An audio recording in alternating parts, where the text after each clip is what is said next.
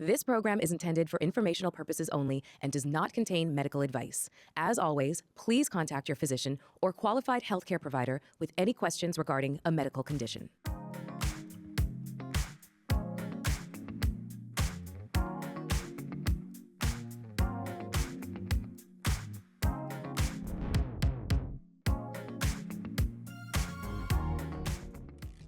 You don't just speak about being the people's congresswoman, you actually get into your communities. People feel like they can actually touch you and speak to you and reach you. And this always happens. When women break a ceiling, they'll say it's a wave.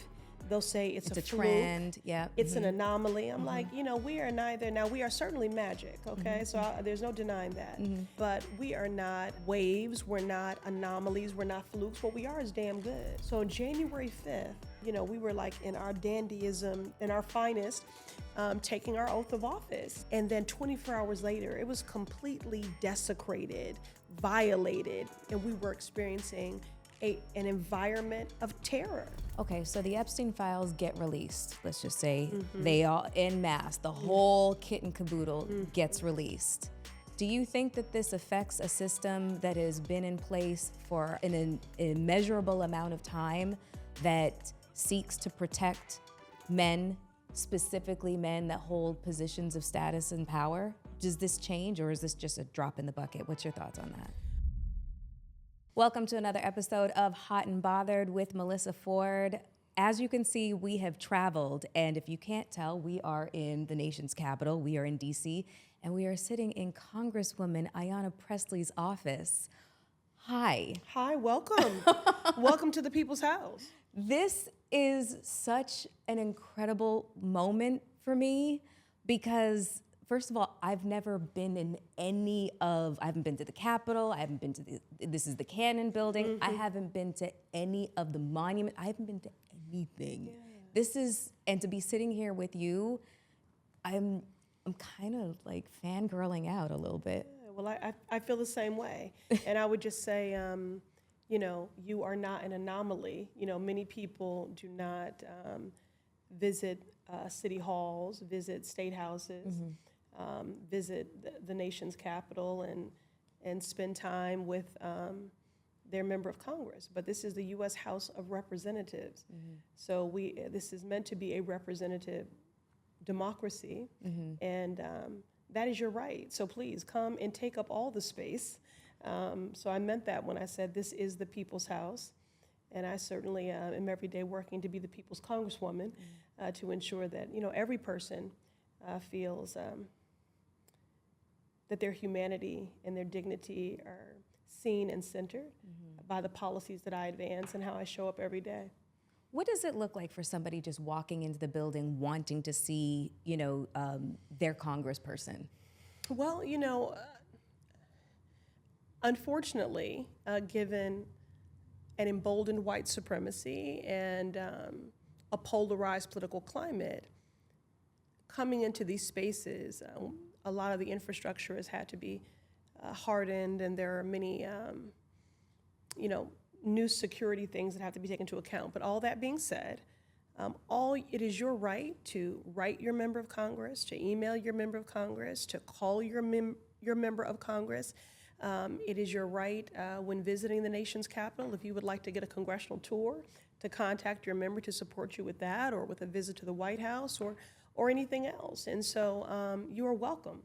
And all you have to do is enter those doors and walk past security. I think it's better if you call in advance, maybe to schedule time, possibly with a member of your elected representative staff in the event that your member can't meet with you directly.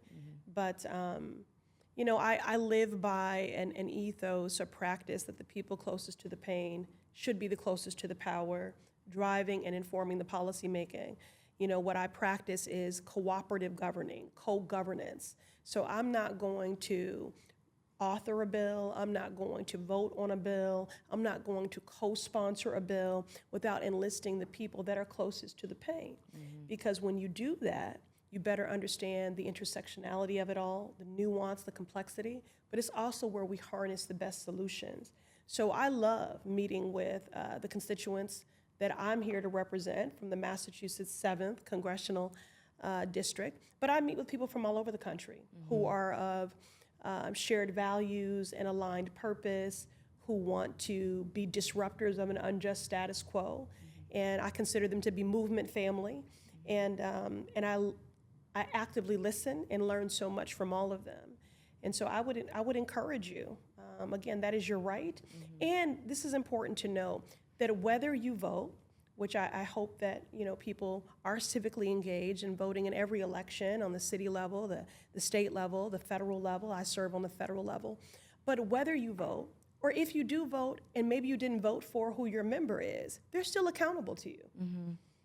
So that is your right, and you should take up all the space and you should reach out to your member. In fact, in this Congress, so this is the 118th Congress, I have a number of people who've reached out to me whose members will not meet with them, who have asked to meet with me because their own elected representative would not meet with them, and they were fearful of the impacts of a cut to Medicaid or the Affordable Care Act, those tax subsidies expiring, or they were being directly impacted by cuts to SNAP. Or they're just, worried about attacks on their bodily autonomy with this march towards a nationwide ban on abortion care, which is health care. So the point is, come see your girl. But come see your representative. Again, it's your right. It's the people's house, so come take up all the space. I'm looking at all the photos on your walls, especially this one over here with the kids. Your constituents are very, very loud about not just their support of you, but just how much they value how accessible you are. You really do. You don't just speak about being the people's congresswoman. You actually get into your communities. People feel like they can actually touch you and speak to you and reach you. And I think that I think that should just be like a prerequisite when you enter into politics, because you are a civil servant. You are a servant of the people. And that just kind of gets completely lost when you take a look at the general kind of aesthetic, if you will, as to what politics really actually looks like. It's changing slowly at a glacial pace, but it's changing. It's changing in terms of parity, in terms of diversity, namely the squad. You came to, I guess, fame, I would say, or notoriety because of yourself and that infamous picture with yourself, AOC, and the other members of the squad. Talk about that. Talk about that moment, and talk about just your collective sisterhood and shared ideologies, and how that's helped you, during traverse the last. How long? Almost 8 years. Yeah, almost 8 years. Yeah. Got it. Yeah. Yeah. Well, so this is important to note. So I was elected in 2018. That was a change election. There were many firsts in that cycle, and it was during the occupant's first term. I do not call him the president because there's nothing presidential about him. I was going to ask, do you have a new nickname for him? No, I've just always called him the occupant. Okay, gotcha. He occupies the Oval Office. Yep.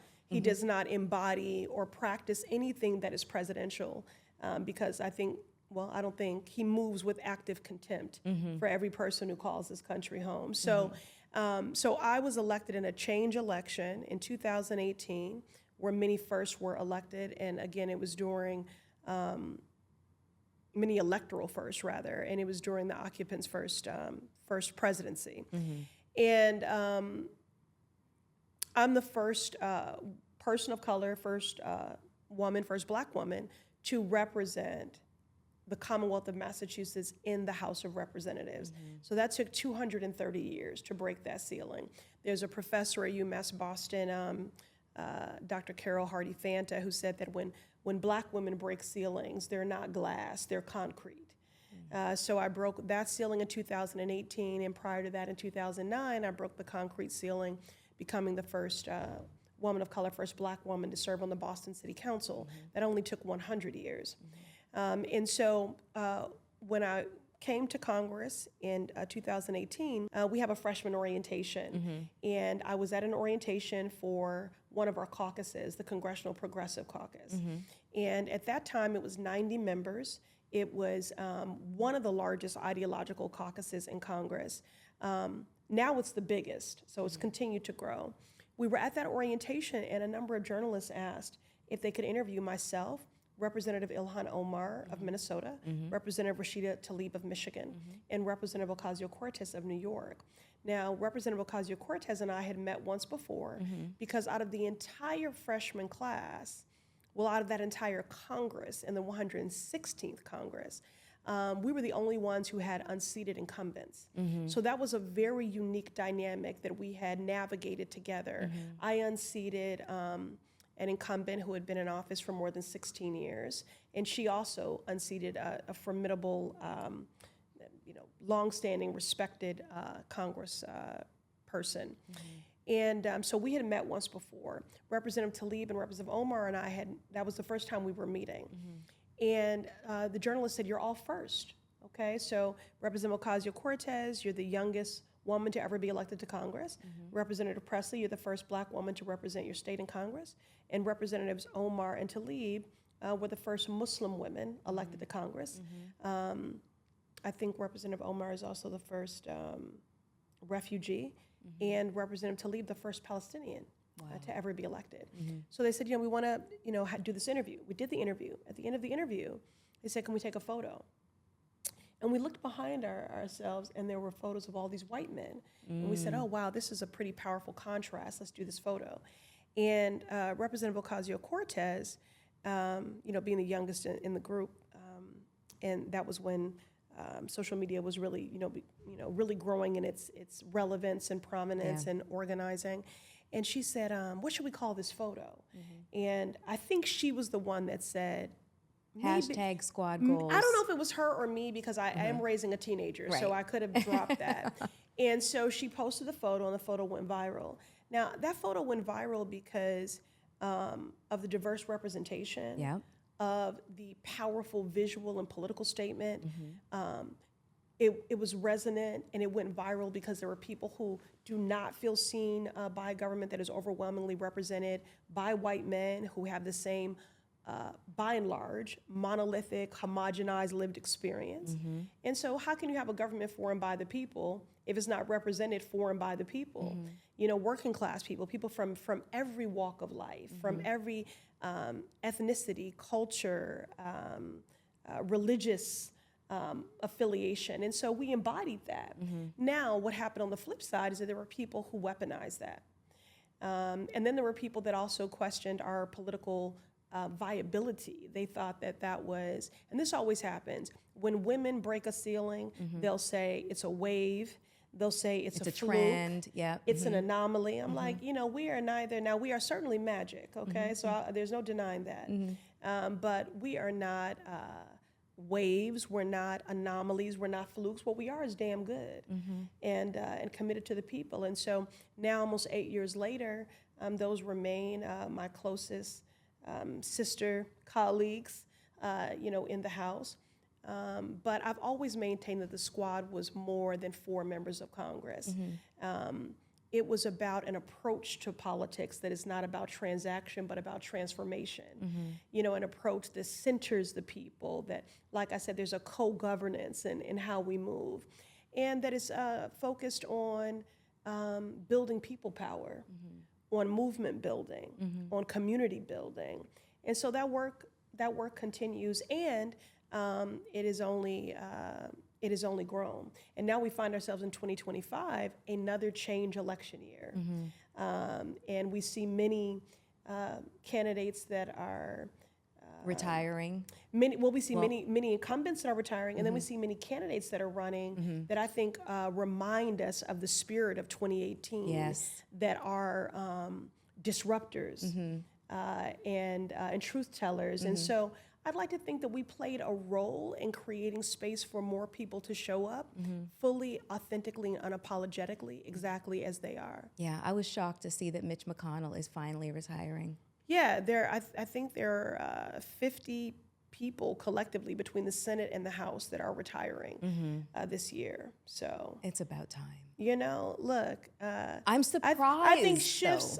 Now, I have to be honest. I'm not an ageist. Okay, so if I believe that it's time, you know, ultimately, I think the power rests in the hands of the electorate. So that's the thing I want to be mindful of, because look. Maxine Waters is still running circles around many people. Yes, she is. Okay? Yes, she is. So I really do think ultimately it is about how you show up, how connected you remain to the people. And when we say the power of the people has always been greater than the people in power, some people, when I say that, they'll say, well, how can you say that? Technically, you're in a position of power. I'm like, but I'd like to think I have the power because I know where the power lies. Right. And it is with the people. And you don't wield it for your own personal gain. Exactly. So if you never lose sight of that, you know, so I'm not an ageist, but I do think it's important that people pay attention, hold your elected official accountable, and ultimately term limits. I was about to say this. But some people believe that the opportunity for term limits is in how you cast the power. It's the power of the ballot. You can term limit somebody by not returning them.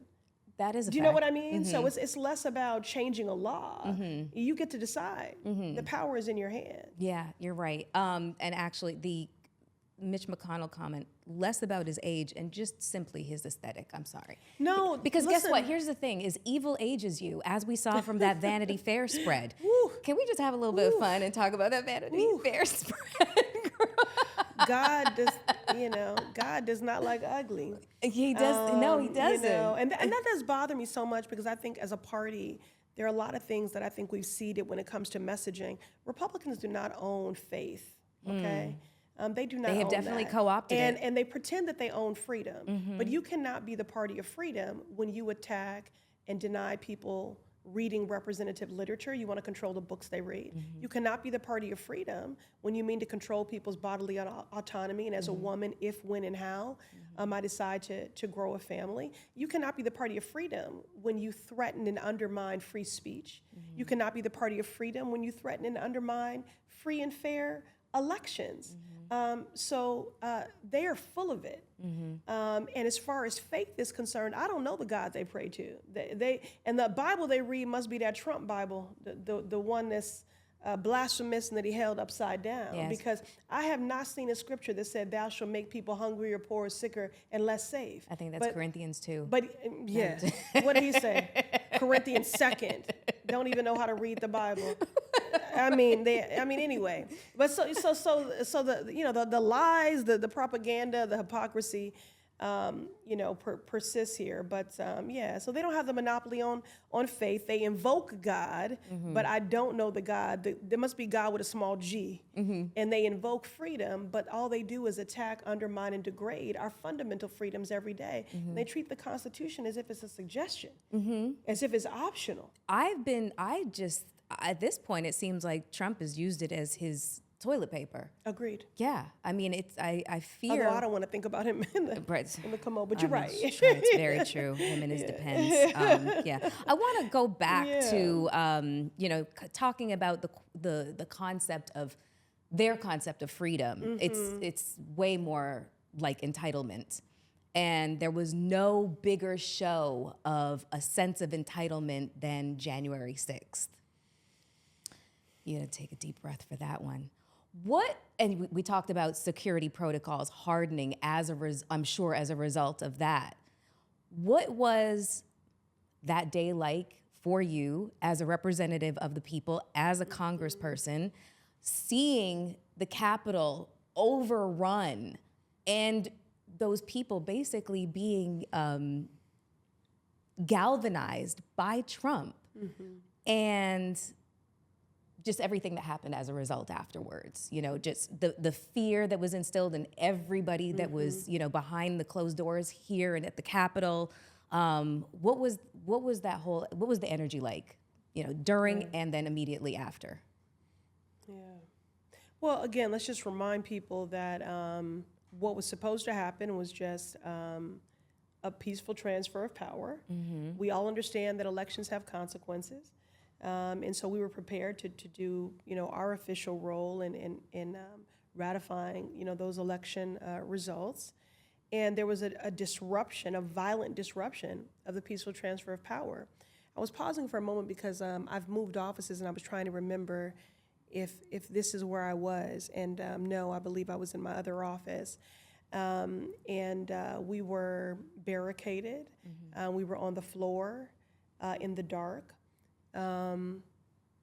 Because Donald Trump had regularly invoked the names of myself and Representative Tlaib and Omar and Representative Ocasio-Cortez, we were very aware that we were in a vulnerable sight line because we had already been experiencing their ire, their vitriol, their death threats. And so my chief of staff had enlisted security for that day because we were well aware online that there was some organizing happening. And then when Donald Trump, in my opinion, incited and emboldened these actions, because hate speech and hateful rhetoric never just stays there. Hateful, antagonizing, inciting rhetoric does result in those behaviors and those actions. And, imagine that people were brandishing Confederate flags. They were wearing T-shirts with anti-Semitic slogans. They had erected a noose on the Capitol lawn.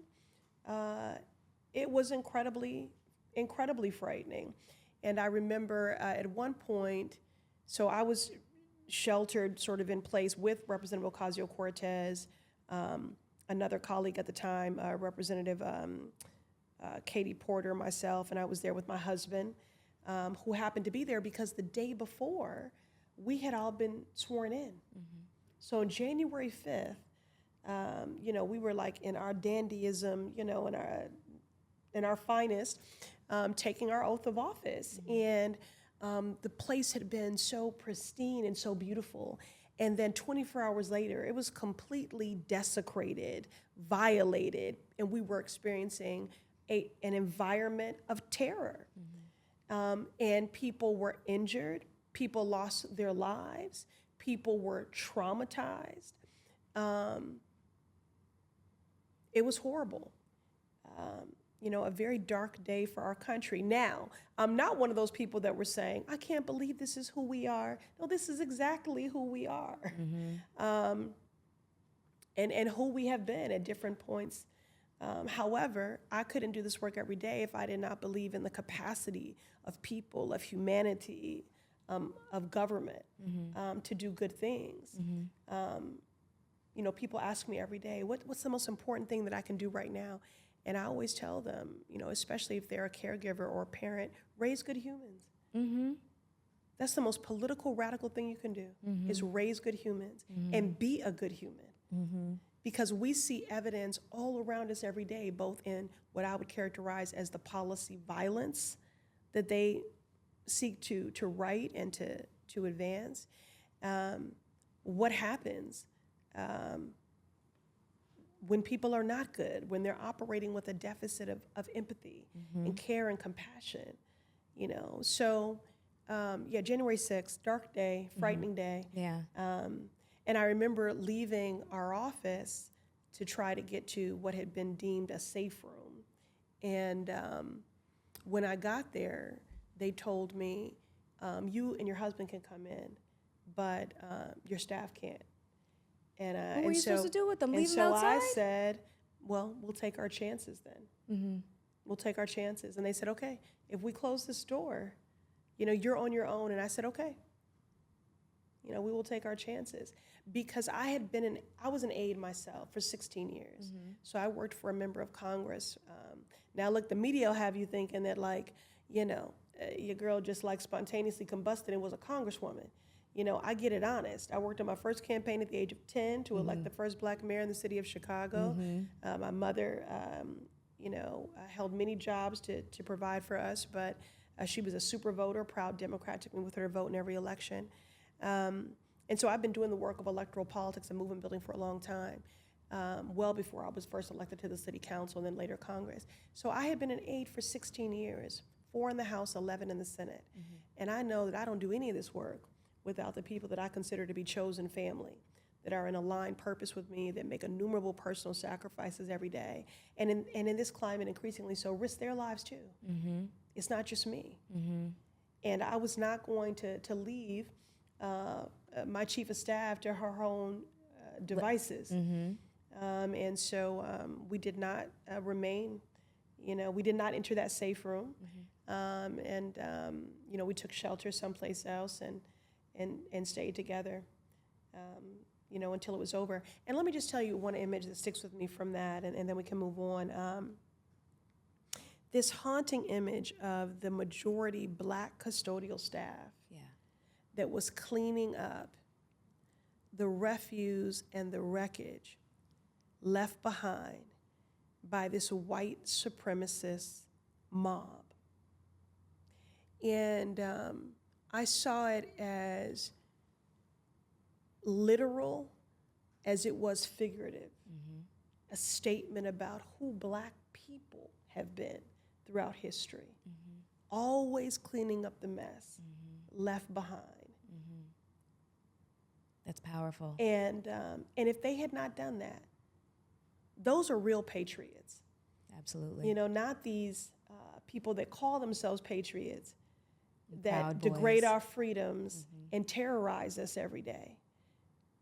Those Black custodians were the real patriots, because if they did not restore us to some semblance of normalcy, we would not have been able to, at 2 o'clock in the morning or whatever it was, return to the floor to finish our business.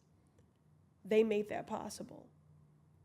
So I find often in this work, and especially right now, my heart breaks and then is made whole, sometimes in the same hour. Yeah. Where my heart is breaking at the cruelty and the callousness of something. And then the next minute, my heart is full and soaring at the empathy, at the mutual aid, at the care and compassion of community.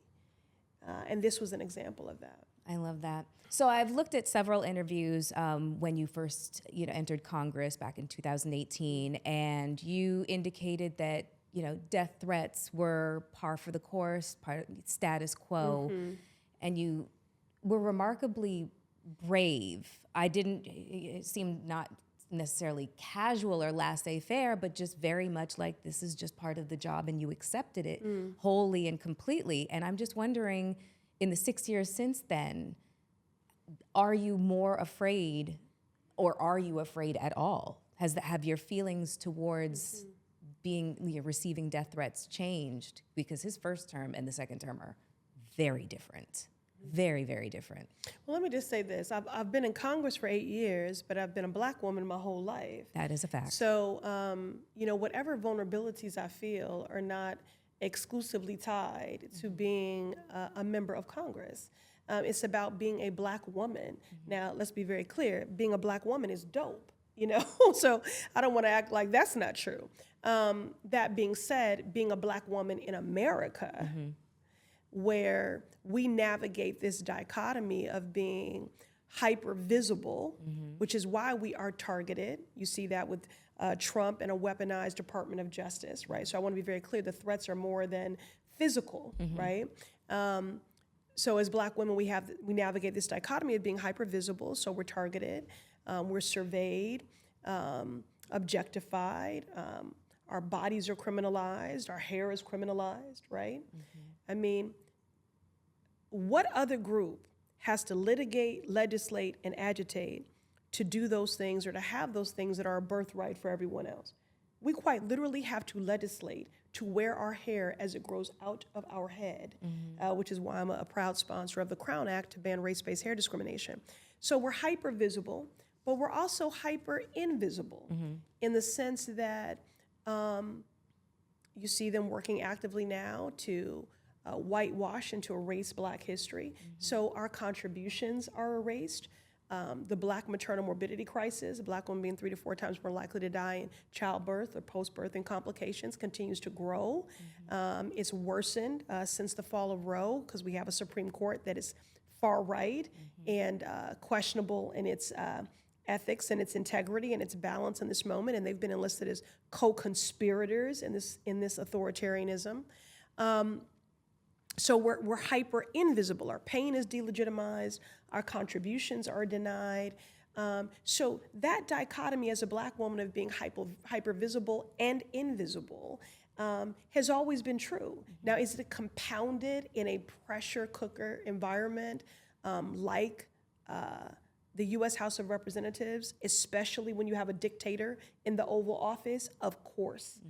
And I would also just say that I seek to just honor the role that Black women have played throughout history. We are the table shakers, we are the truth tellers, we are the movement builders, we are the architects of change. So there's a mantle I have to take up. Somebody already wrote the blueprint for my survival, and now I have to write that for someone else. So that emboldens me, that keeps me, so I'm not afraid. I know God don't play about me, so I feel very covered. I do worry about the people who sent me here to represent them. I worry about them all the time. Because like I said, this is policy violence, and I did not run for office to just mitigate harm. I didn't run for office to lessen harm. I ran for office to change and save lives. I ran for office to undo centuries of harm. I ran for office so all marginalized people could be free. And so when you're in an environment of chaos and dysfunction, because the people deserve a functional government, and they don't have that right now under a Republican majority. I don't even know if I can, people, what burns me up as journalists are always like, are there opportunities for bipartisanship? I'm like, where's Absolutely not, not anymore. I said, well, where's the party? This ain't your granddaddy's Republican party. I mean, where's the party? It's not. There is not a party to be bipartisan with. Do you think in the media? It's a cult of cowards complicit in wholesale harm. And they care more about, to your point earlier about, and thank you for saying that it's your experience that I'm accessible and, I don't play about being in community with folks. I think a lot of people do see politics as transactional, not transformational. And a lot of people are more concerned with keeping a job than doing it. And that has everything to do with a dictator in the Oval Office whose politics are retribution and revenge. But it also has to do with the influence of money in politics. And the most vulnerable amongst us, they don't have a lobby. They don't have a special interest on their behalf. They don't. So, I don't say this is Democrat, Republican. I say that every day what I'm trying to do is just appeal to people of conscience. That's it. Just people of conscience. Yeah. The media has sometimes made a distinction between Republicans and MAGA Republicans. Do you see a difference between the two? Right now? Yes. No. I think the MAGA party, it is the MAGA party because they are not thinking independently. They just want to do whatever Donald Trump says. So case in point, I serve on the Committee on Oversight and Reform, which does the work of exactly what I said, oversight and reform. And one of the things that we're working on is justice for the survivors of the Epstein pedophile Ponzi scheme. And we have been trying to get those files released and justice and accountability and healing. And I want to be very clear about this because this is not I'm a survivor, myself of a decade of childhood sexual abuse and also campus sexual assault. So I've long done the work of healing and justice for survivors of all forms of violence, surviving family members of homicide victims, survivors of sexual assault, survivors of human trafficking. And so it's important to just name that because the work of justice for survivors is not limited for me to the Epstein survivors. Right. But that is what I am focused on in this moment because that is one huge example of institutional betrayal and cover-up and the like. Now look, we had some Republican colleagues who decided to cross the aisle to sign that discharge petition to force a vote. So now And they, I was about they to need to ask, comply with that. the one that shocked the hell out of everybody was Marjorie Taylor Greene. I didn't see that coming. I'm wondering, did you? Because everybody just seemed, she has been such an agent of chaos for the entire time that she has been in Congress. And then she seems to do this about face when it comes to the Epstein files. And then she starts to, say that she's receiving death threats and the whole thing. And I was like, is this bizarro land? Like, what's happening here? I do, as much as I want to believe the best in people, it is really, really, really difficult to believe that woman did this out of a sense of altruism for and empathy for the victims. Well, let me just say this. And also, let me double down, let me add on to that with a question. So you've been very vocal about wanting the Epstein files released, but why are the files so necessary when there has been multiple documentaries and reports and television programs where the victims themselves have told their stories ad nauseum for years? Right, yeah. Okay, so where do I want to start on that? So I guess, let me just start with Marjorie Taylor Greene. So Marjorie Taylor Greene used my picture for target practice on a gun range before she was elected to Congress. Myself and Representatives Tlaib, Omar, and Ocasio-Cortez.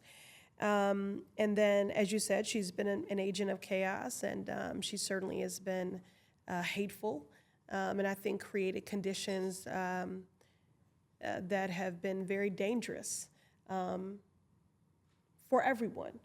Okay. And then she seemed to have some sort of, come to Jesus moment. But I'm of the James Baldwin school of thought, which is I can't believe the things you say because I see the things that you do. So she can say whatever she wants to say. Ultimately, it is about how do you vote and how do you move.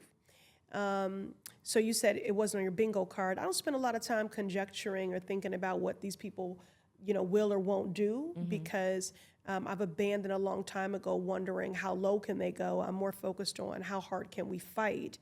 But I am glad that she and some other members were outraged by what has been a cover-up for decades. And again, Donald Trump ran on the Epstein files.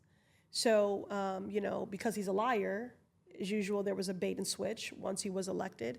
And there has been an institutional betrayal and a cover-up for decades. Now, why do we need the files?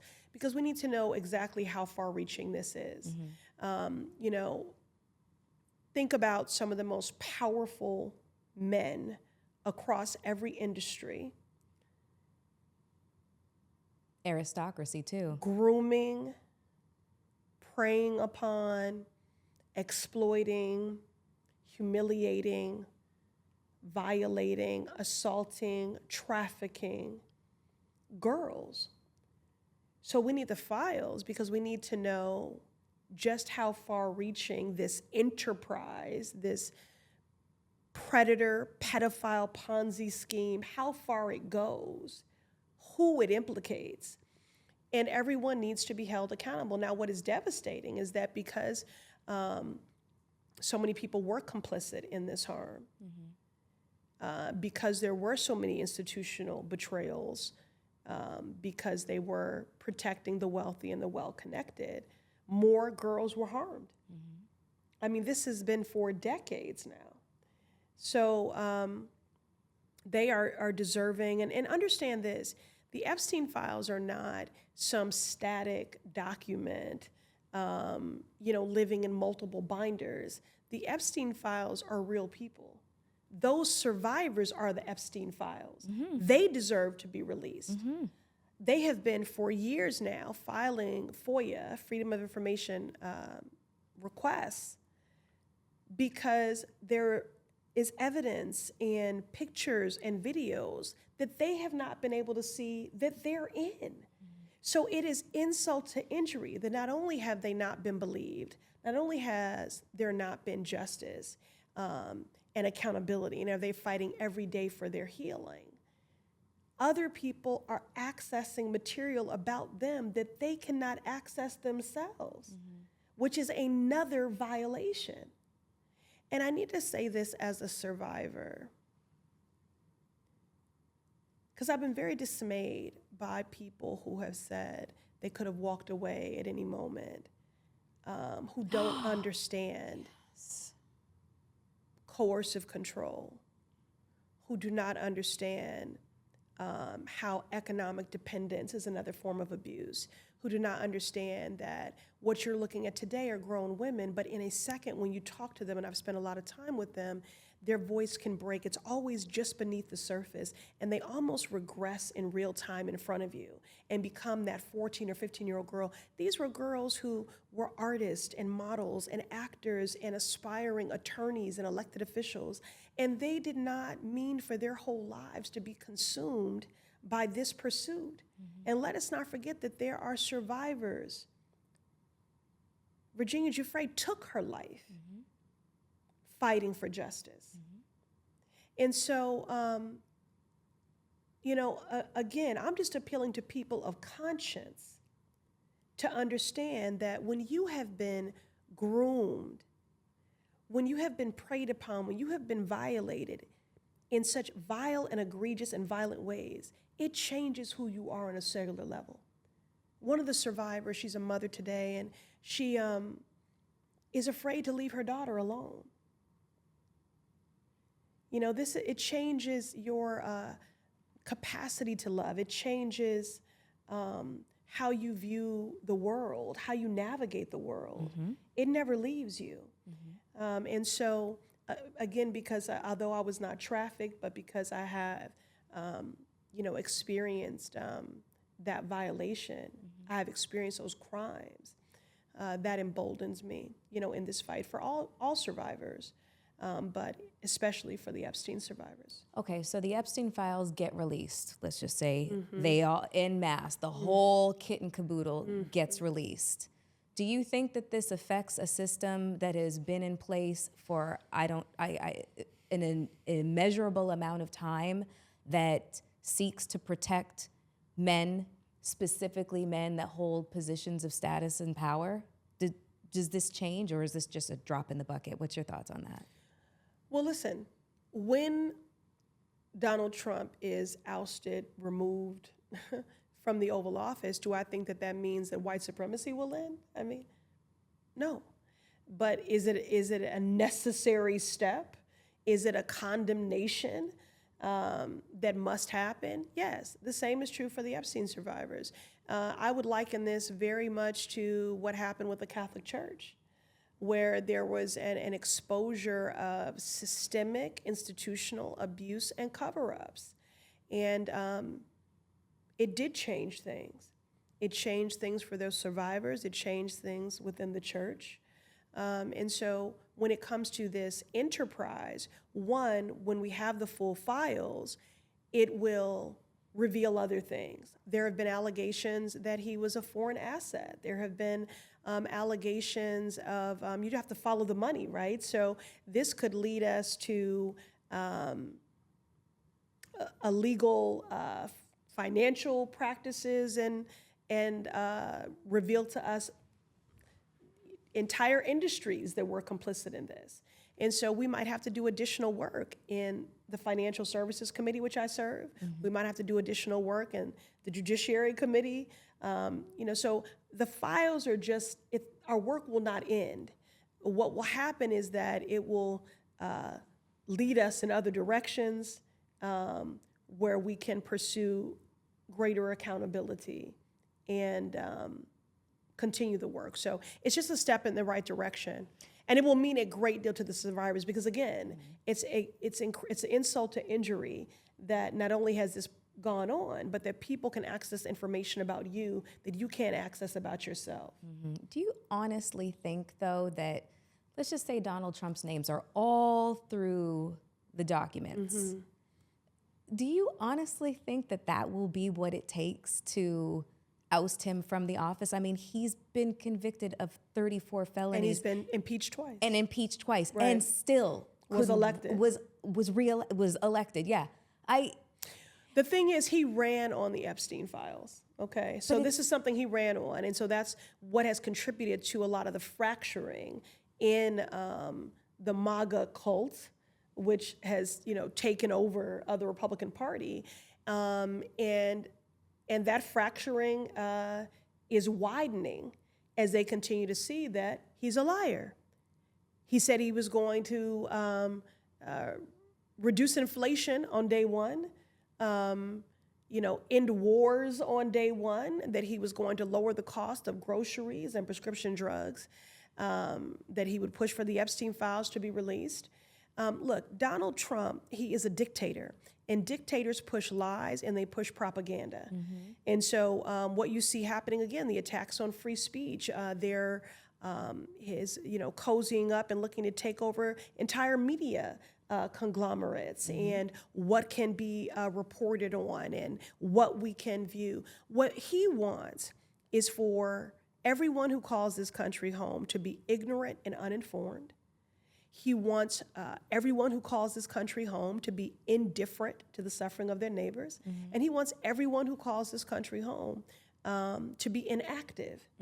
So every time we are active civically instead of inactive, every time we are empathetic and practicing mutual aid and being compassionate, every time we know our rights and we are fully informed and we're passing it along, that is the resistance.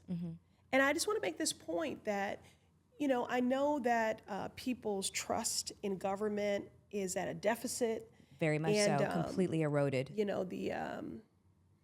The popularity, of all of us is very low. What I would say is that although I have a unique responsibility to be exhaustive in my efforts to defend my neighbors, our communities, the Constitution, our democracy, to continue to do the work of liberation and freedom, I don't think this is just work for people with a comma and a title after their name. I do not believe that this is work just for how to survive the next 4 years. This is not like, let's just, endure. I believe we're shaping the next 100 years. And you cannot just leave that to 200 plus members in a Democratic caucus. You cannot just leave that work just to elected officials. We are all going to have to dig deep in something when you're talking about what will determine the next 100 years. So I'm just asking everyone to do the work of resistance. Just bring your gift. You don't have to be a congresswoman. You don't have to have a podcast. Just bring your gift, whatever that is. So for me, I'm going to use the power of my pen as a lawmaker. I'm going to use the power of my letterhead as a lawmaker. I'm going to use the power of the movement. Yeah. I'm going to use the power of platform. I'm going to steward every tool available to me in defense of our freedoms. Yeah. I want to get your thoughts on protesting, because there's been, nationwide No Kings protests. But before I do, I wanted to ask you, since you are such an advocate for survivors' justice, there is a slow but steady movement to designate the murder of women as femicide. Do you know anything about this? I'm not as familiar. No? No.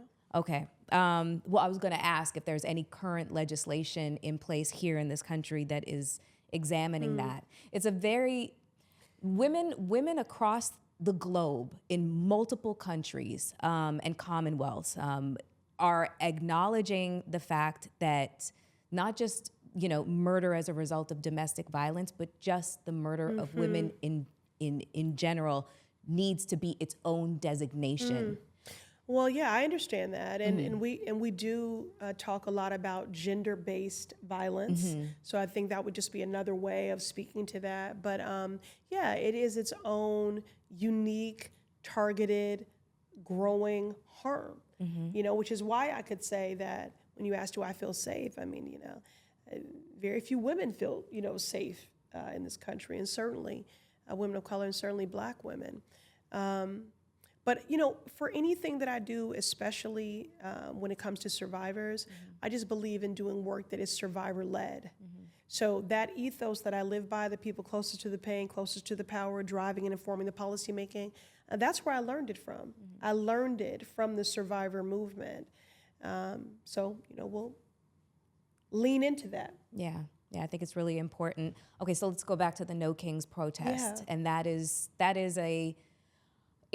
it's very heartwarming to watch the protests happen and see how many people turn out for them. It's like hundreds of thousands of people at every single protest, like all 50 states. But maybe it's just me, but does it seem like it's having any kind of effect on, this administration, policy changes? It doesn't seem like anything's being done. It feels like the people are being ignored. What the people want is not being acknowledged. So let me say this. A lot of people don't know that Martin Luther King Jr. and Coretta Scott King met in my district. They met in the city of Boston in a neighborhood called Roxbury. And we love Dr. King. And I want to make sure Coretta Scott King gets her flowers, because she was not some grieving widow that just took up a mantle. She was a disruptor, an architect for progress, and someone who played a key role in Dr. King's life and how he movement built. The position that he took against the Vietnam War, that was informed by her. His position on a federal job guarantee, that was informed by her. So let me just bring Coretta into the room. She said that freedom is never really won. You earn it and win it in every generation. Now, some people hear that and they feel defeated by that. Like, so what are you saying? That when we have gains, they don't exist in perpetuity? Yeah. That's exactly what I'm saying. And you see evidence of that every day with a weaponized Supreme Court that is rolling back gains when it comes to affirmative action in higher ed, or minority business development, or our bodily autonomy, or voting rights. We have a key decision we're waiting on in that regard. But I'm not defeated by the fact that gains don't exist in perpetuity, because that is simply the algorithm of the work of justice. It is a lifelong struggle. If you want to do this work, buckle up, because the path to justice is not linear. It requires stamina, it requires strategy, it requires imagination.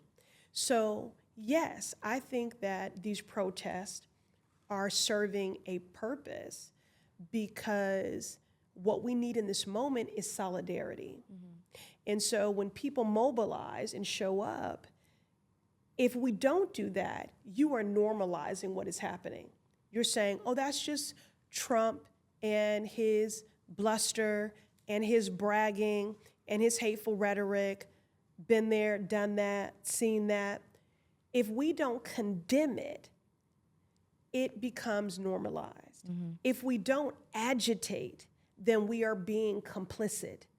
And I do believe that those organizing prompts have made it easier for some people, not all, to continue to practice the discipline of hope, to remain engaged, and to show up for their neighbors. Look at what has happened when the racist and rogue entity that is ICE has shown up and terrorized communities.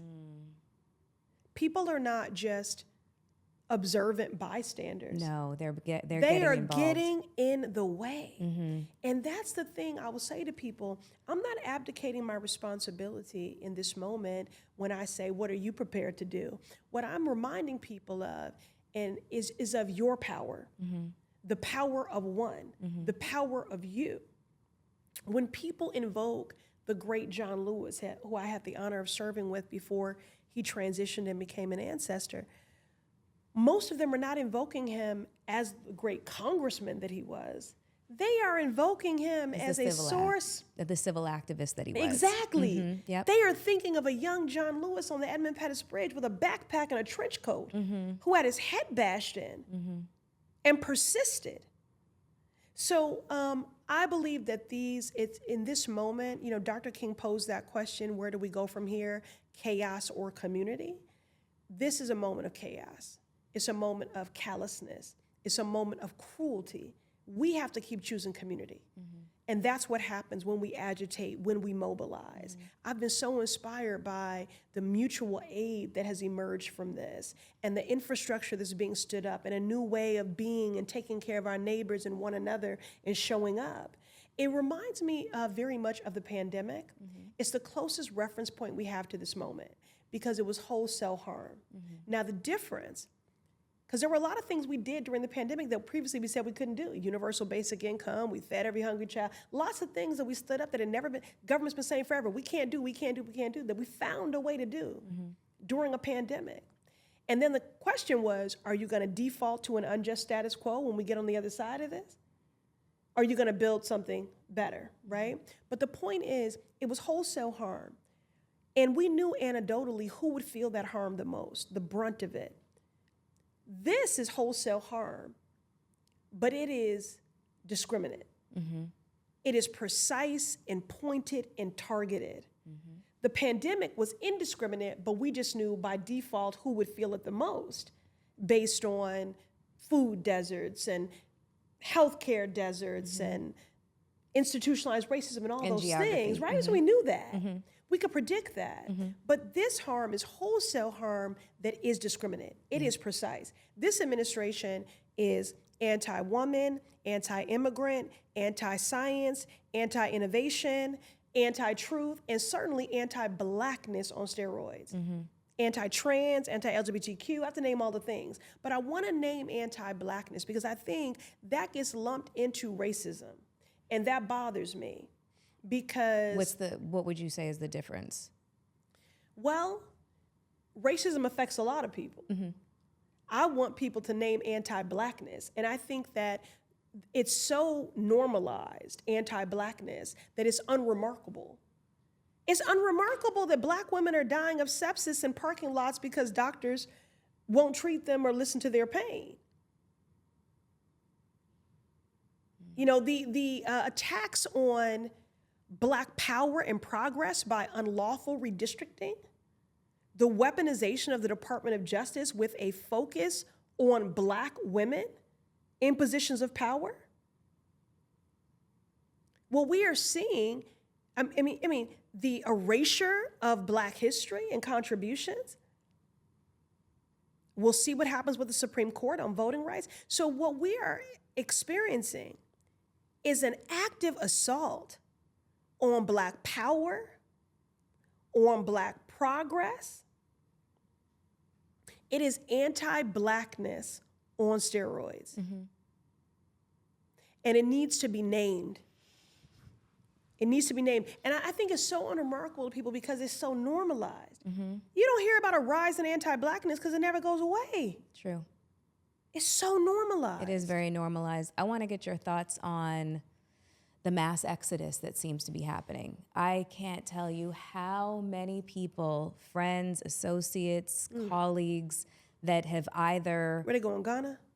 No, it's more than just going back to the motherland. Where are they going? They are all over the place. It's Panama, Costa Rica, Portugal, Thailand, Bali, multiple countries in Africa.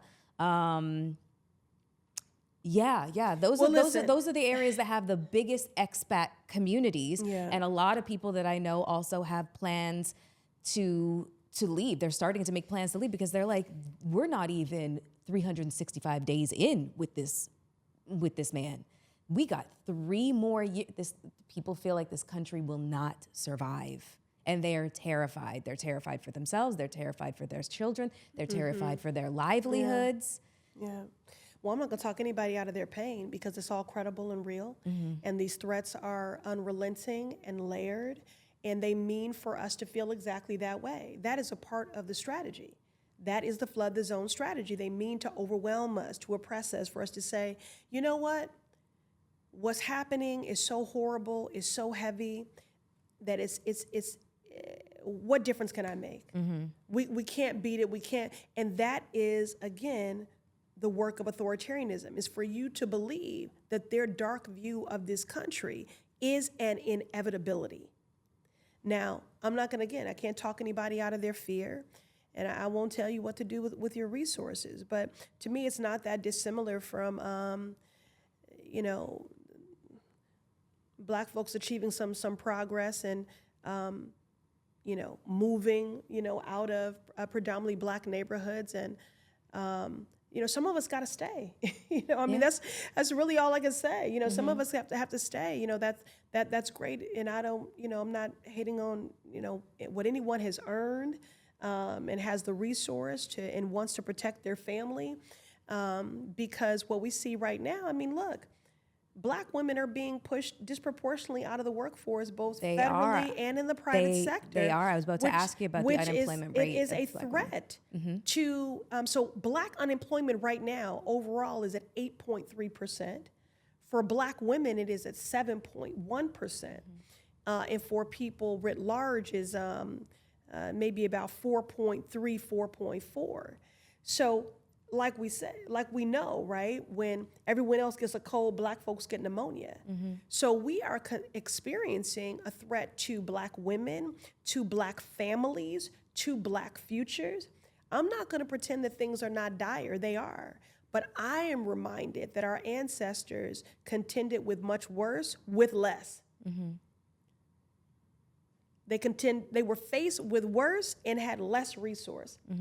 So I wish people would stay and, and do the work and link arms, because we need, again, everyone to bring their gift, right? So I might give a speech and maybe somebody else edited that with me. I might be on a microphone, but somebody else is making sure the mic works. Yeah. I might be marching, but somebody else packed a brown bag lunch to nourish me, to fuel me for that march. I might hold a sign that an artist, made. I might be singing a freedom song that somebody else wrote. Everyone needs to bring their gift to the resistance in this moment, because this is about whether or not we're still going to exist. Yeah. Are there any specific interventions that you're advocating for to keep us protected and, employed? Yeah, I'm doing all the things. I stay busy. God blessed me with broad shoulders for a reason. I can carry the weight. Yeah, so on Black women and unemployment, Shirley Chisholm talked a lot about that she was not, even though she was a prolific legislator, she passed, 50 pieces of seminal legislation, but that wasn't her aim. She said, I got to show up for the people who sent me there. I got to show up for Black America and all marginalized people. And I don't seek to be a legislative innovator. I want to make sure the laws that are already on the books are being enforced. And then I want to fight to keep important programs and to create some new programs. And so I use her as my blueprint a lot. And so I'm pushing the Fed and Chair Jerome Powell to just do their job. They have a statutory mandate of full employment. And so before the most recent job numbers came out, putting Black women's unemployment at 7.1%, I went to them when we were at 6.7. And I said, listen, if the number of white women were unemployed at the rate with which Black women are, you'd be talking about 3 million white women. That is the entire workforce of women in the state of Pennsylvania. Now, if that was happening to any other group, you would have a plan. So I'm gonna need you to do your job. You need to go over this data and come up with a crisis intervention plan, because the Fed has a statutory dual mandate of full employment. And this is a crisis. Now, I don't appeal to people on benevolence, okay? And I actually think that it's a mistake when we make everything an argument of morality, because I want to do what Dr. King sought to do, which is to be a consensus builder, to bring people along. And so I want you to get that our destinies are tied. I want you to have a stakeholder in this. I don't think shame is a motivator. So what I'm saying to the Fed is, you need to care about Black women, Black families, and Black futures, not from a place of morality, because we would not have Donald Trump as president if shame was a motivator and you could make an effective argument just rooted in morality, we would not have a white supremacist in chief in the Oval Office. No, but for economic prosperity. We would not. So, right. And because Black women have always been the canary in the coal mine. Always. So if you don't get a handle on this, just know that this hurt is coming for everyone. So it behooves you to do the work now in defense of Black women, Black families, and Black futures, because it is a bellwether. It is a frightening and damning indicator of hurt that is coming for everyone. So you need to get them strategies together right now. Yeah. Because that's your job, and because this hurt is coming for everyone. Yeah. Let me shift the conversation away from politics and legislation and just talk about humanity. Because you talked about your broad shoulders. Black women are a tiny waist. Yes. Okay. but the figurative. You know what I'm saying? Like I can't. I can't get into it all here. I can't get into it all here. Okay. But Black women catch me on Instagram. Go ahead. We're often praised for our resilience, but that doesn't pay the bills, honestly. Resilience is so overrated. I was about to. This is literally the question. Yeah. How do we go from celebrating survival to demanding, I guess, sustainability?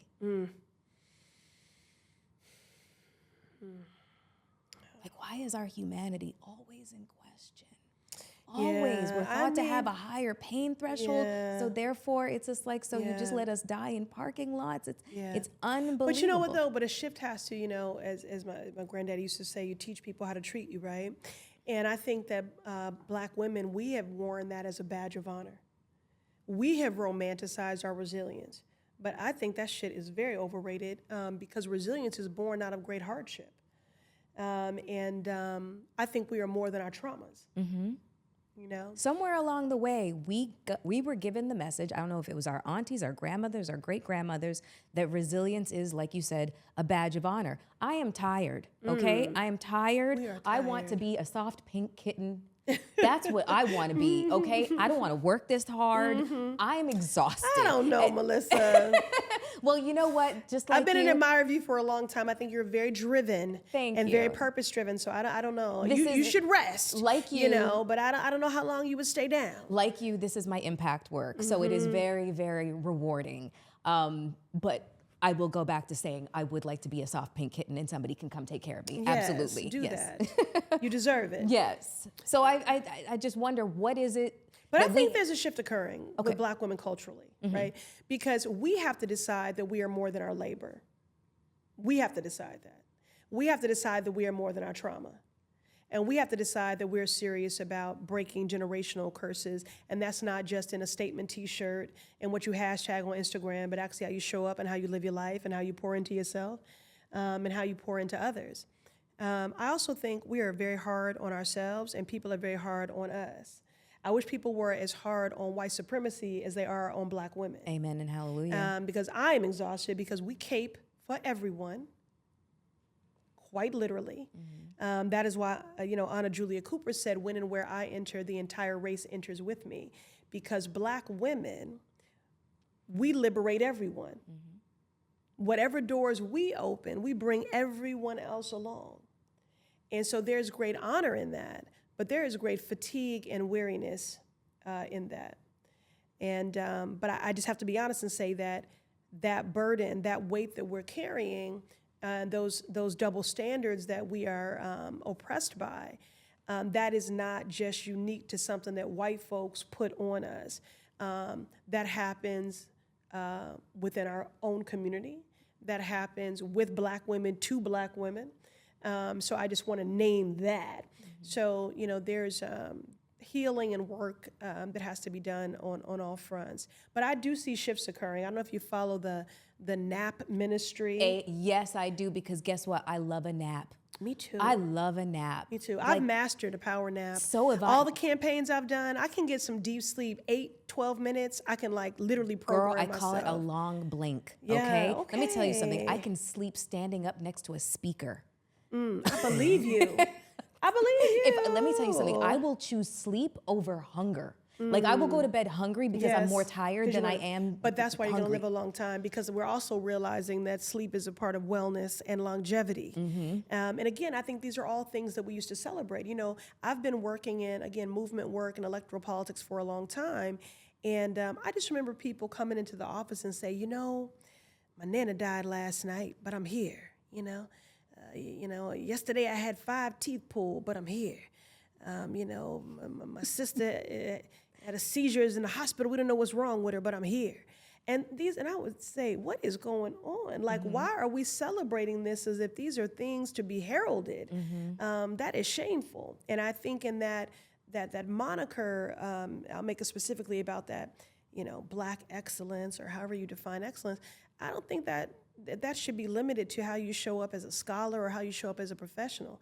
Let's strive. And I know what I'm focused on right now is, how can I be an excellent wife? How can I be an excellent mother? How can I be an excellent friend? How can I be an excellent human? And I think that there has been less focus on that because we've just been chasing other things. And I won't say those things are unimportant, but they should not place at a higher level of value. And I do think that just like after the pandemic, you saw a lot of people have major life shifts. Yes. They just suddenly realize, this person I'm married to, I don't like you. This gentle parenting thing, I ain't doing it no more. Right. I'm gonna get my health, get my body together, get my mind right. So I saw like there were a lot of life shifts that people took on post-pandemic because they were experiencing these epiphanies, these awakenings, and realizing, life is short. And how do I want to live mine?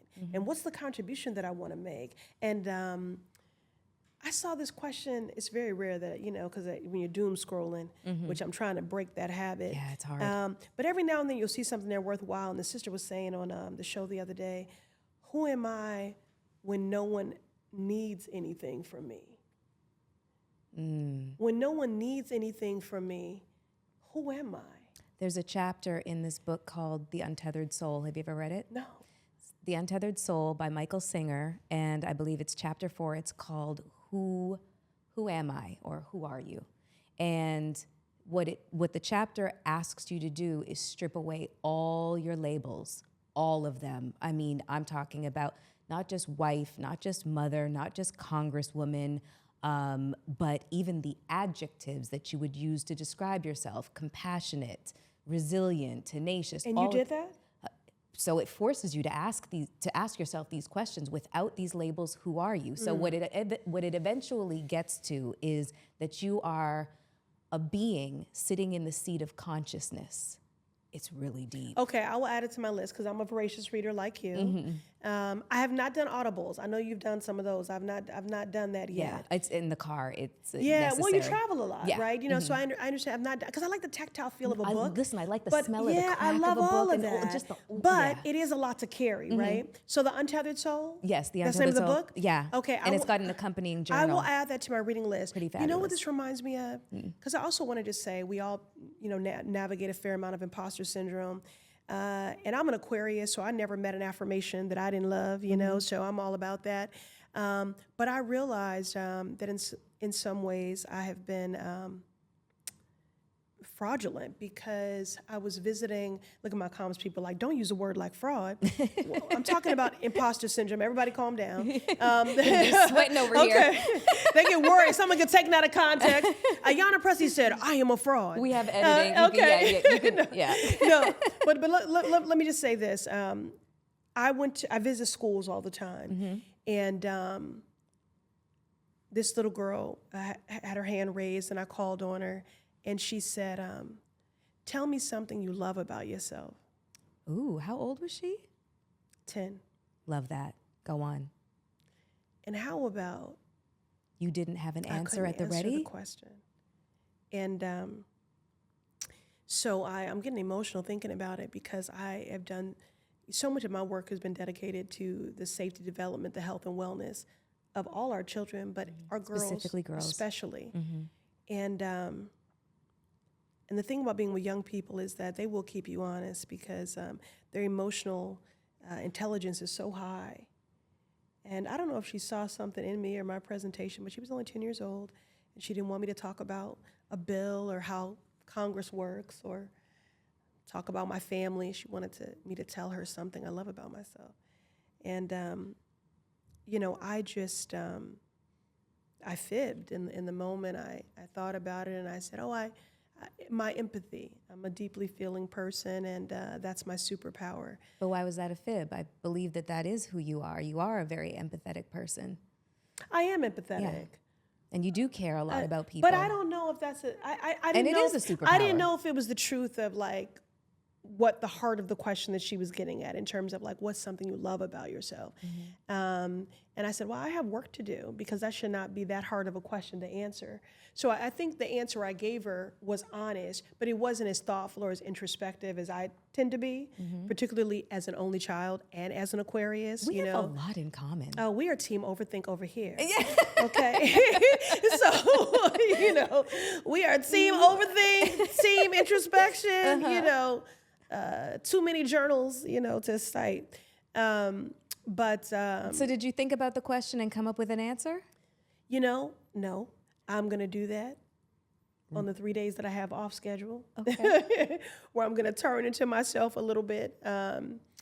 But, we get asked a lot as elected officials, like, what's your self-care? We always offer something like, I love a good bath or a good book and this and that. That is not self-care. Or prayer, exactly. That is not self-care. Right. I always say self-care is not a weighted IKEA blanket and a glass of wine. It is hard work. I do love a weighted blanket. But I do too. And I do love tea. I'm a tea enthusiast. I don't drink coffee. So I'm going to sit with that. Okay. You can answer that question? Something you love about yourself? Yeah. Okay, what do you love about yourself? I love that I am completely myself 100% of the time. And I worked very hard to get to this moment where I don't put on my facade anymore to protect my vulnerabilities. I expose them for the world to see. I love that about myself. I love that about you too. Thank you. Yeah. Thank you. I'm not afraid of my flaws and my vulnerabilities. Like I look like a janitor. Shout out to janitors. About 5 days out of the week, when like I do not suffer from FOMO. Do not invite me. I am good. I'm lazy as hell. They said there's a group called Fear of Being Invited. That's me. Instead of fear of missing out, they have a fear of being invited. Don't do it, because I'm probably not going to show up. Hey, send pictures. Because I'll be on the couch with my dogs, having the best time ever. So that's me. I am really unapologetically, warts and all, me, and this is who I serve up to everybody. If you don't like it, well, just move out the way. I just don't care. You mentioned the Crown Act earlier. So, of course, I wanted to ask, when you came into politics, you had a full head of hair, and then in 2020, you revealed to everybody that you had alopecia, and you did the whole big reveal, and you showed your bald head. First of all, I thought that was such an incredible act of courage that I think only maybe women, but specifically Black women understand. And not only did I find it brave, I wondered to myself, once you got over the initial shock and maybe sadness and all the, ambivalent feelings that you might have had, that maybe perhaps you felt like a sense of freedom to not have to make these decisions every single day and worry about all of the hair shedding that ends up in the sink and, and just your physical appearance, because you've decided this is what it is at this point. Accept me as I am or don't. Yeah, it sounds braver than I think it is when you say it. So just for context, first of all, I fully support people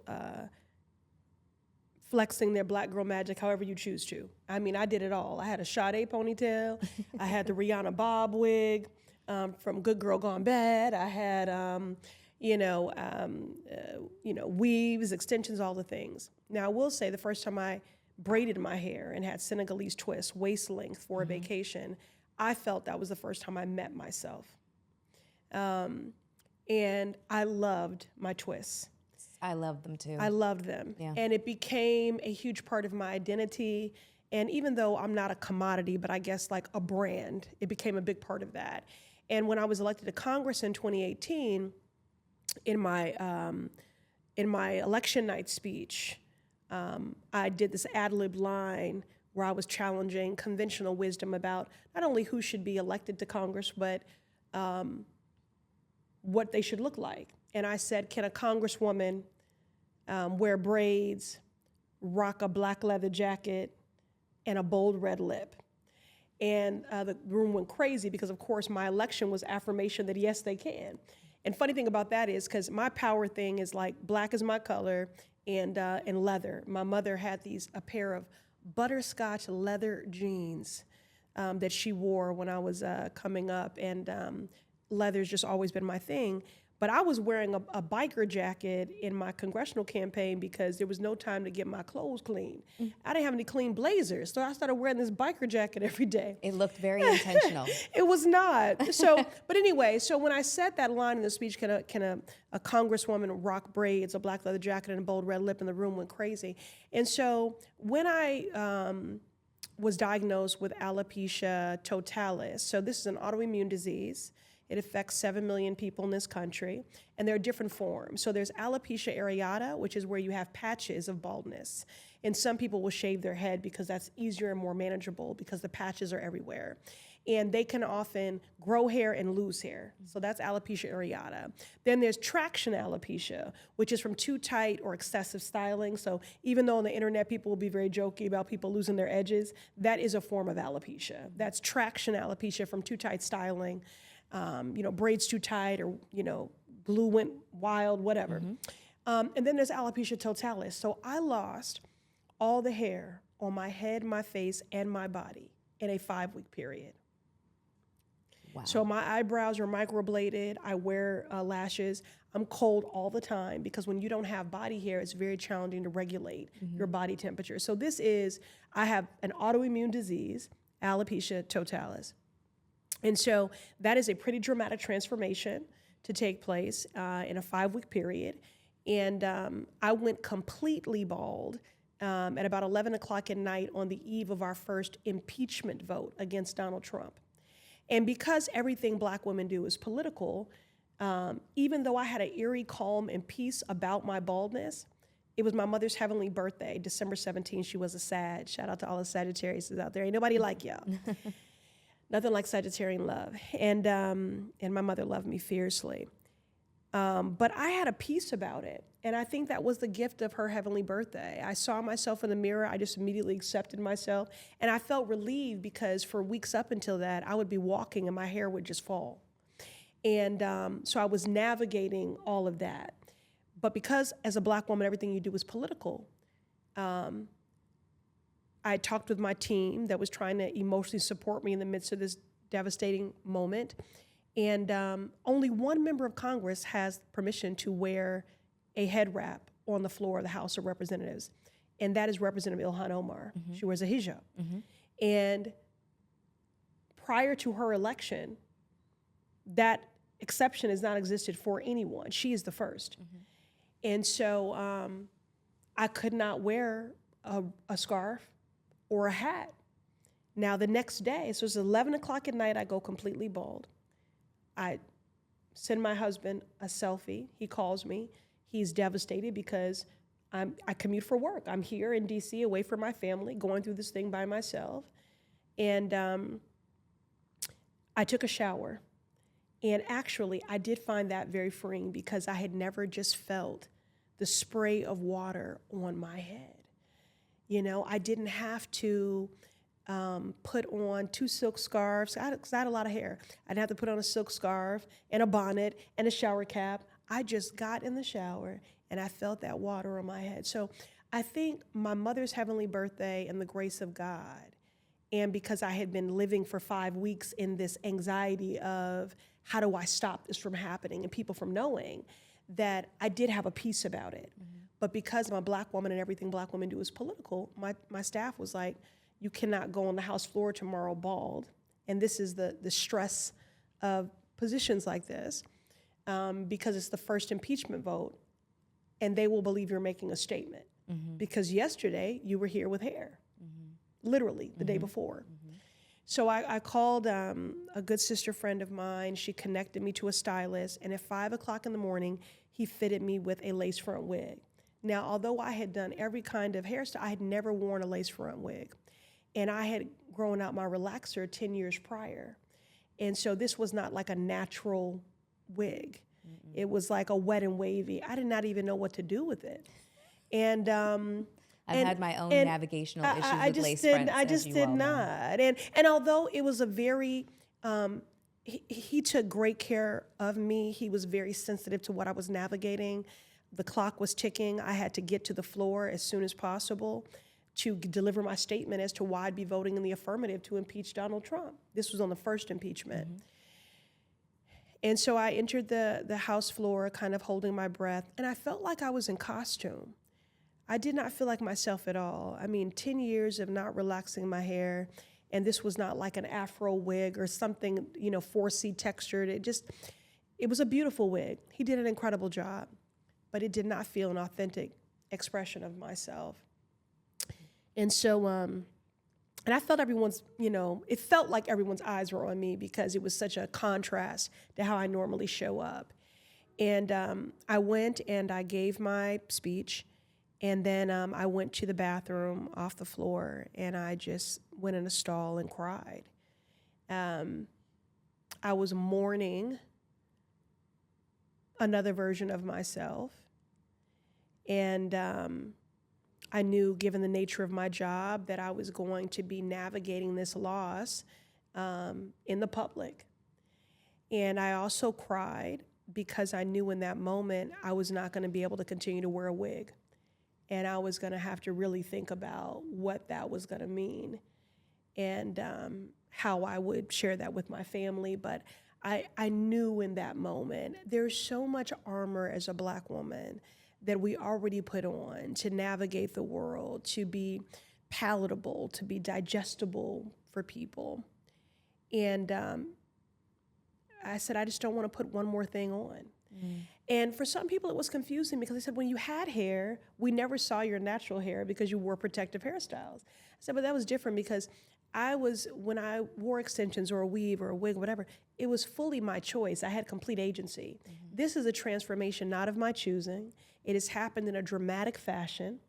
I've barely caught up to it emotionally. And I have to go through this publicly. And so, thank God for Black press. I reached out to the Root, and they worked closely with me in a very intimate setting and kept my confidence while I navigated this. And then we did that reveal.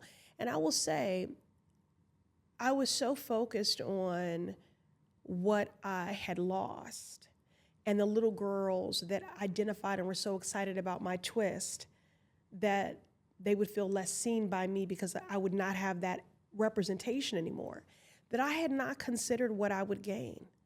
And God really enlarged my territory. This representation, how I show up as myself on purpose, challenging conventional norms of what is pretty, what is feminine, what is professional. It hasn't always been, Skittles and rainbows, especially amongst my Black elders who worry about me being cold and, think I'm, perhaps thought I was prettier, and they will tell you, with hair, and they will definitely, they will definitely tell you. But my husband, he said to me, baby, honestly, I'm looking at you, and the hair was in the way. Oh, he said, swoon. He said, you do not need hair to rock a crown. You got a good man, Savannah. I do. Shout out to Conan Harris, my Black diamond. But he said, baby, I can see your cheekbones and your lips and your almond-shaped eyes, and, that the hair was in the way. And he said, so if this is your choice and how you want to stand in it, I got you. And I remember maybe 5 days later, my daughter, Cora, had a dance recital, and I went there. And again, I felt like everyone was looking at me. It might not be true, but when you're going through a transformation, you just have a self-consciousness about you. And I felt like all the parents were sort of looking at me. And I turned to my daughter and I said,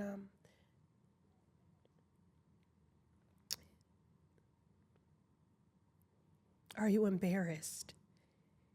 Because I feel like everyone is looking at me. And she said, they're just looking at you because you're so beautiful. So I just offer that I'm inordinately blessed. I have a family that loves me so fiercely. And I know many women, especially living with alopecia totalis, who have not had the same support system. Let me tell you a quick story, very quick. I was in Martha's Vineyard. I had gone to watch the sunrise with my daughter, and there was a black woman sitting on the jetty, like all the rocks, and it went all the way out. Looked like she went to the horizon, but she wasn't that far out. And she had high vibrations, I would say. And I was just starting to practice meditation, and I said, wow, that woman has so much peace about her and high vibration. I'm trying to get there. Because I thought she was meditating. She was so still. And I had on a hoodie and like a beanie cap because it was cold. It was, 5 a.m. And so suddenly that woman is walking towards me. And she's walking towards me. And I said to her, good morning, sis.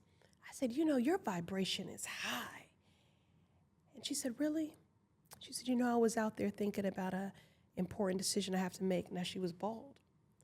And she said, I work in banking in New York, and none of my girlfriends knew that I wore a wig. But something about this place, Oak Bluffs and the Vineyard, the closer I got, it was so hot. And I just took it off, and I stunned all my friends. And for the rest of my time here, I've not put that wig on. But my vacation's over. I'm going back to New York, and I was at the end there sitting with my thoughts about, was I prepared to go back to New York without this wig on?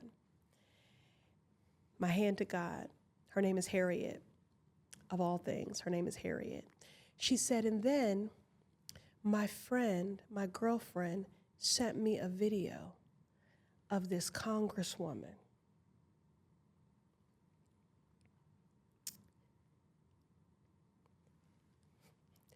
And I removed my hood from my hoodie and pushed my beanie off my head.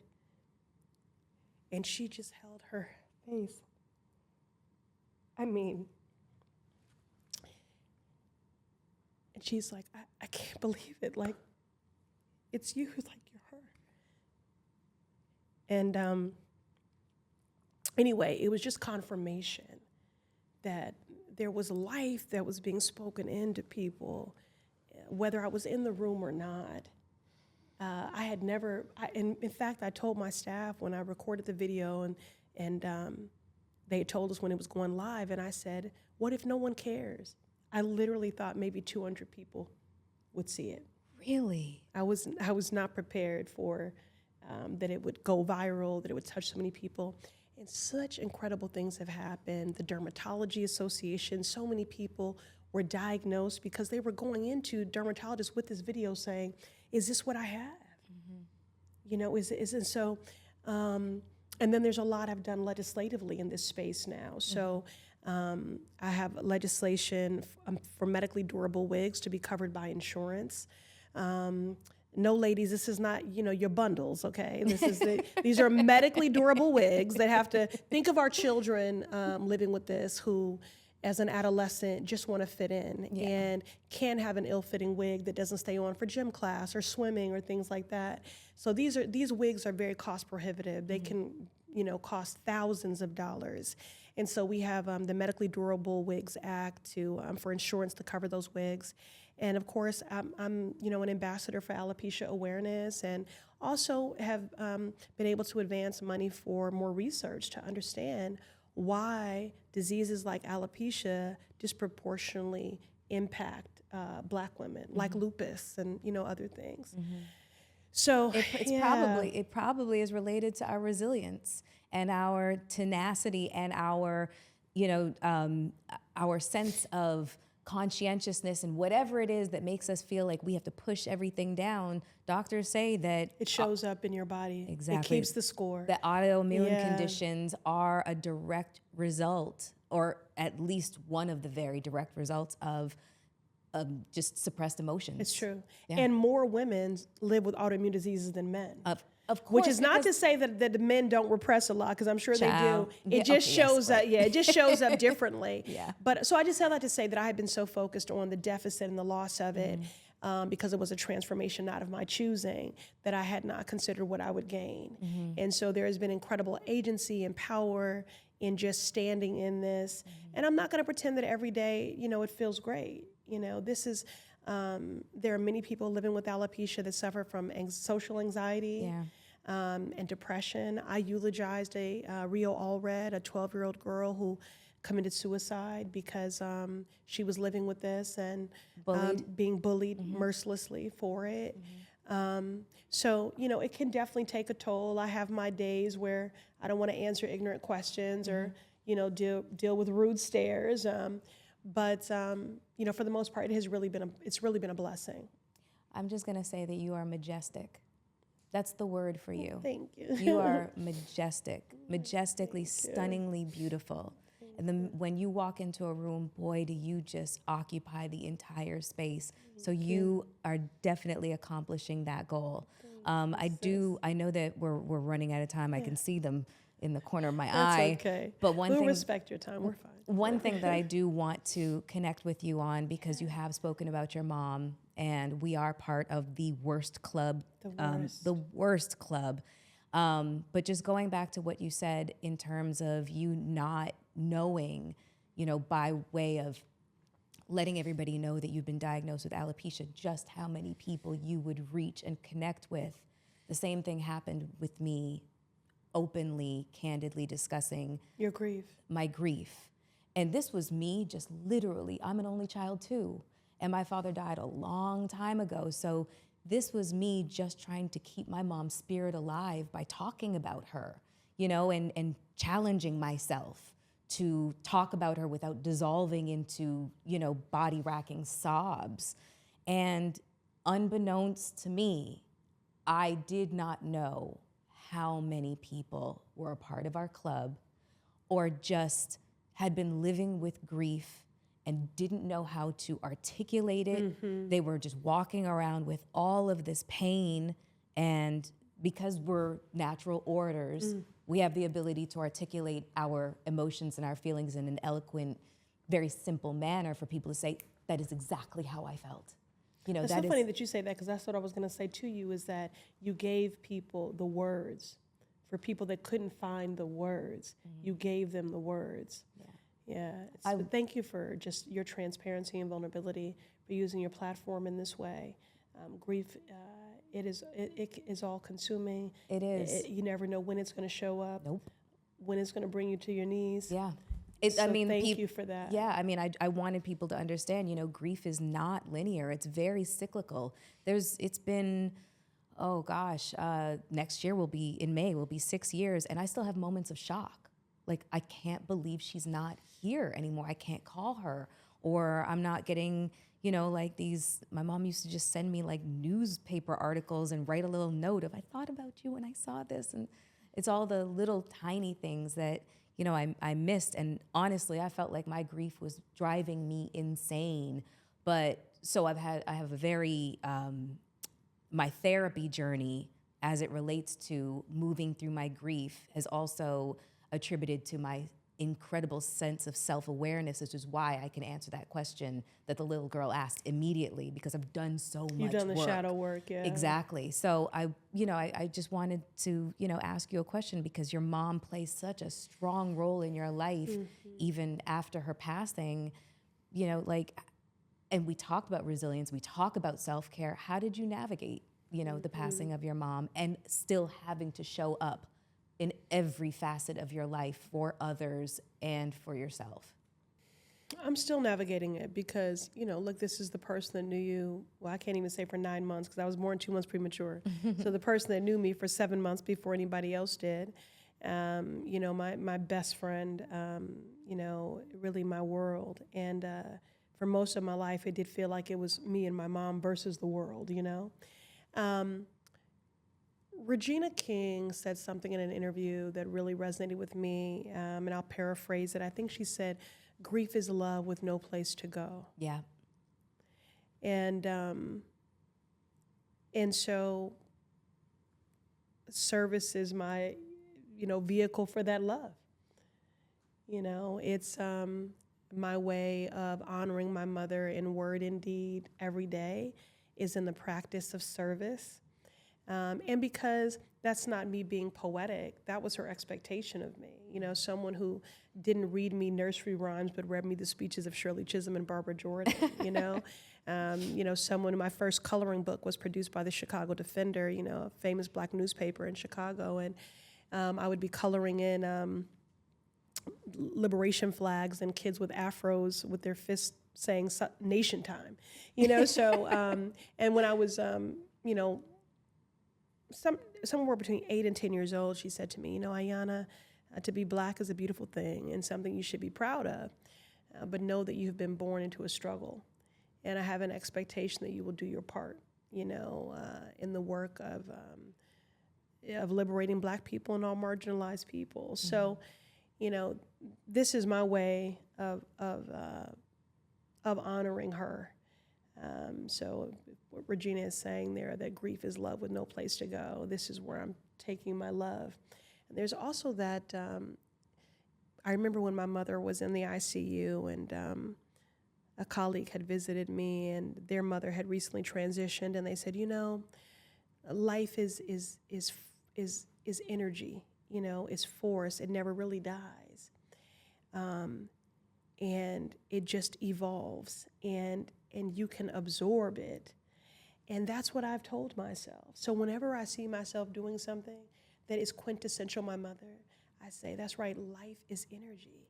And perhaps I've absorbed the best parts of her. Mm-hmm. Because I don't consider myself to be particularly brave. I'm very purpose-driven, but I haven't considered those things to be courageous or brave things. But I consider my mother to be very brave.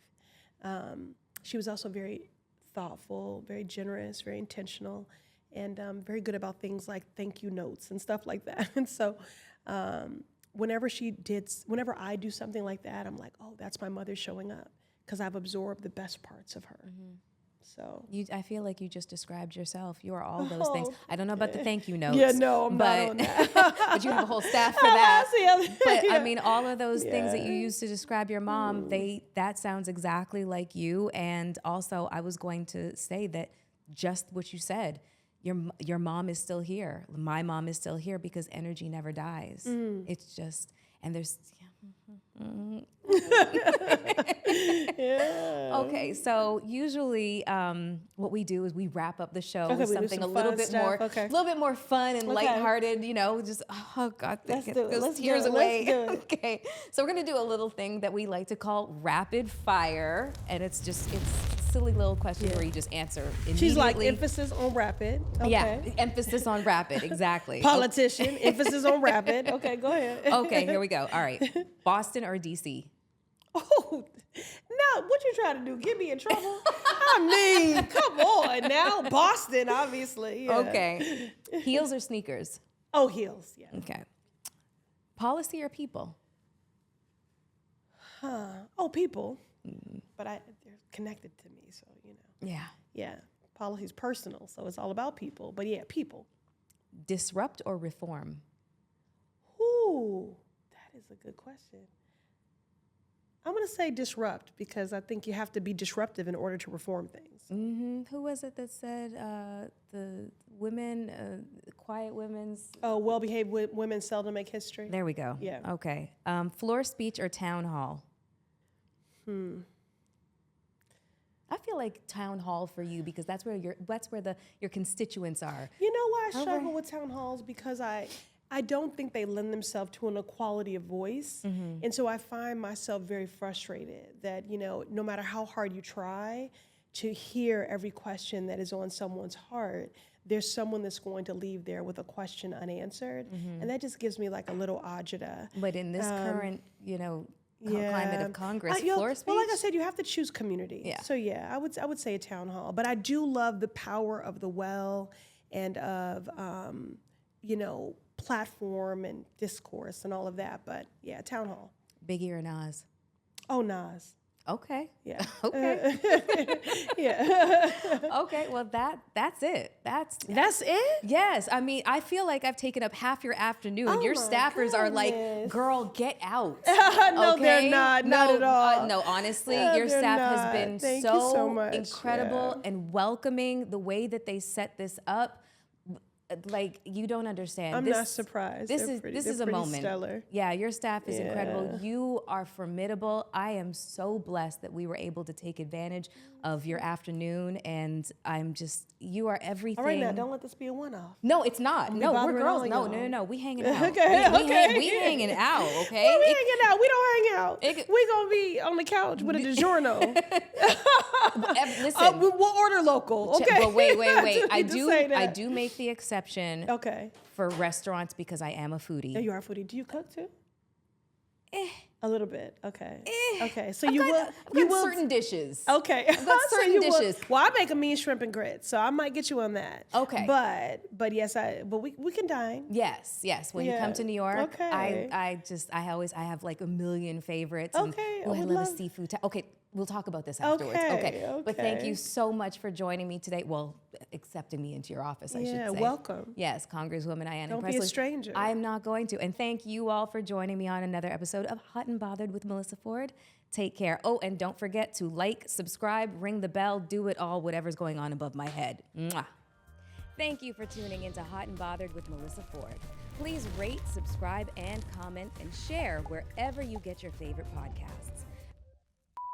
This season of Hot and Bothered with Melyssa Ford is hosted, written, and executive produced by me for Forged Path Productions. This season was written and produced by Sebastian Godin, filming and editing done by Freddie Chica, Nicole Benante, the Bassi Group, and Emmanuel Martinez, and executive produced by Rachel DeSalvo.